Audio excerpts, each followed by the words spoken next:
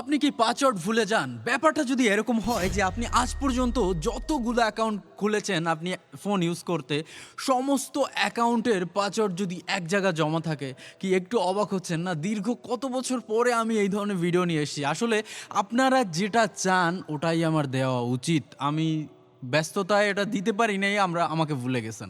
তো আবারও যদি সেই আগের মতো অ্যাক্টিভ হয়ে যান, সেই শেয়ার, সেই ভিউজ, সেইভাবে যদি আবার আমাকে সাপোর্ট করেন, সেই কমেন্টস, আপনাদের অনেকের নাম আমার এখনো মনে আছে যারা কমেন্টস করতেন।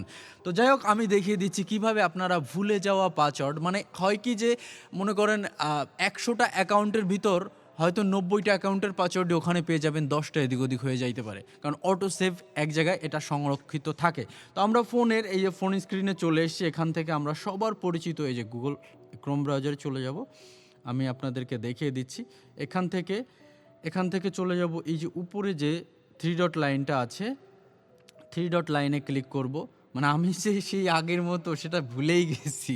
মানে অনেক দীর্ঘদিন ভিডিও করি না, আপনাদের সাথে ওইভাবে যোগাযোগ নাই, কাজকর্মে ব্যস্ত হয়ে গেছি। কিন্তু আমার আসলে এই পেজটাকে অ্যাক্টিভ রাখা উচিত। কারণ এত মেসেজ আপনারা করেন। তো এখান থেকে চলে যাব সেটিংয়ে। অবশ্যই এইটা কিন্তু আপনারা শেয়ার করে রেখে দিয়েন। এই সেটিং থেকে একটু নিচে যাব। নিচে যাওয়ার পর দেখব গুগল পাসওয়ার্ড ম্যানেজার। তো এইখানে যাব। এইখান থেকে দেখেন এই যে এইখানে আপনি সার্চ করতে পারেন ফেসবুক, জিমেইল যা সব সার্চ করতে পারবেন।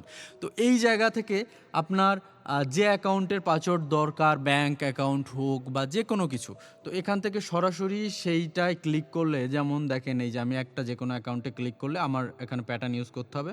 প্যাটার্ন ইউজ করার পর জাস্ট এই যে চোখে এইখানে যদি ক্লিক করি, আমি পাসওয়ার্ডটা দেখালাম না, জাস্ট এই চোখের এইখানে ক্লিক করলেই আমার পাসওয়ার্ডটা দেখা যাবে। সেটা ফেসবুক হোক, ইউটিউব হোক বা যে কোনো কিছু, এখান থেকে সরাসরি আপনি দেখতে পারবেন। তো ধন্যবাদ। আগের মতো অ্যাক্টিভ হয়ে যাব যদি আপনাদের রেসপন্স পাই। ওকে, ভালো থাকবেন।